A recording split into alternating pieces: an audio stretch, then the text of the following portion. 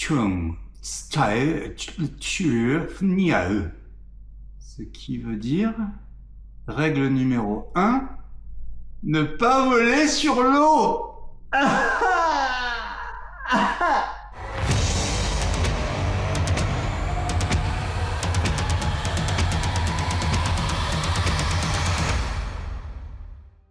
Bon, le lieu est magique, le Colorado est magnifique, les falaises sont extraordinaires, la lumière était intense, exceptionnelle. La règle numéro 1, bon bah, on s'en fout. Donc voilà, je vous explique comment j'ai perdu mon drone. À la fin de la première semaine des vacances, il me restait 2 semaines de vacances, donc là, je me suis dit, bah, toutes les prises de vue que j'avais prévues, je sais donc, bah, c'est foutu. Voilà. Donc j'ai marre mon drone, je prends quelques mètres de hauteur, je vais pas tout de suite sur le Colorado. Et puis bah, je continue. Là, je m'aperçois que il y a une petite réaction du drone qui est bizarre. Je le vois un petit peu vaciller d'un seul coup. Donc, je me suis dit bon allez hop, demi-tour.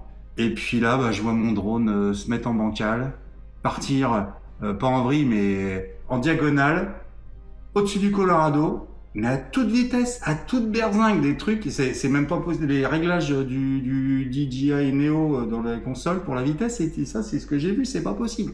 Je regarde ma télécommande, j'essaie de faire un retour home, je vois le message d'erreur non connecté, je me dis, c'est cuit. Et puis là, je regarde, je vois plus le drone, à un moment, je devine un point qui descend vers l'autre rive du Colorado, et je regarde ma femme, je dis, bah alors, on a perdu le drone. Et là...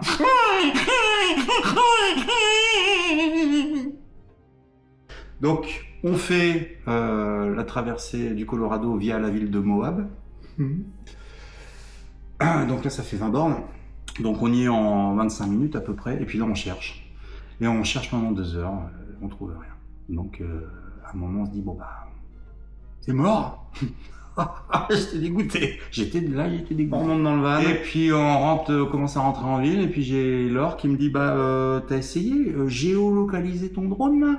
Je dis non, c'est quoi ça? Hop. Puis on regarde là, on clique sur le bouton là. Et là on voit les 10 dernières secondes vidéo avant le crash du drone. Et regardez, bon, il est pas tombé dans le Colorado. Il est pas tombé dans la zone végétale impénétrable, la jungle de Tarzan.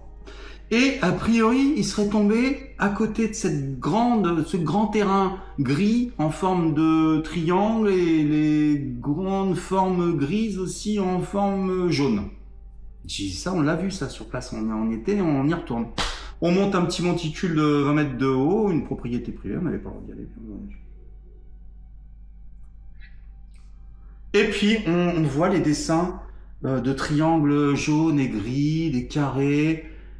Et on arrive à localiser peut-être une bande de terrain qui ressemblerait vraiment aux 3-4 dernières secondes de la vidéo du crash. On y va, on rentre dans le ravin, on avance, on va au bout et puis rien. Et donc on fait demi-tour. Et là, on tombe dessus, on tombe sur le drone. On tombe sur le drone. Voilà. J'étais 3 quarts content parce que bah déjà c'est un gros crash. Donc on ne sait pas si ça va repartir. Il y avait une hélice de PT. Par chance, j'avais 2 hélices de remplacement qui sont fournies dans la boîte de combo Flymore. Et puis la batterie avait sauté. Donc vu qu'elle a sauté, on s'est dit bon bah elle est pas loin puisque c'est forcément au moment de l'impact. Et effectivement, à 1,50 m du drone, il y avait la batterie qui était par terre. À part ça, la nacelle et la caméra n'étaient pas du tout impactées, pas d'avarie. Le soir même, je vais pour changer les hélices. Je refais un test tout doux, tranquille. Ça fonctionne. Donc, génial. Je me suis dit, c'est bon, on est reparti pour de nouvelles aventures. Donc moi, ce que je pense par rapport à ce méga crash, vraiment, j'ai été dégoûté. C'est 4 points. Le premier, j'avais le firmware qui n'était pas à jour. Deuxièmement, il me semble que j'ai lancé le drone. J'avais pas le Home Point Detected. C'est ballot, parce que c'est une fonctionnalité qui est quand même hyper importante. Et puis j'ai lancé mon drone à côté de falaises énormes, les falaises qui bordent le Colorado au niveau de Moab. Et je me demande s'il n'y a pas eu à un moment une interférence avec une cavité qu'on voit dans la vidéo, une cavité très profonde de ces roches-là, qui fait que... Voilà, peut-être une explication à ce méga crash, c'est que juste avant ce vol, j'ai eu un mini crash lors d'un vol dans un tunnel qui fait 1m50, 1m80 de haut, un truc comme ça, je vais vous mettre la vidéo. Donc un mini crash où le drone était vraiment complètement perdu. Il est tombé de genre 60 cm, pas plus. Mais j'aurais peut-être dû à ce moment-là revérifier les hélices, si elles étaient toutes fonctionnelles et pas abîmées. Et puis peut-être refaire un recalibrage complet du drone.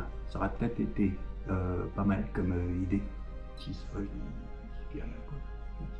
Merci de votre écoute. N'oubliez pas de mettre un petit pouce si la vidéo vous a plu et de vous abonner pour tous les bons plans sur les États-Unis, surtout l'Ouest américain.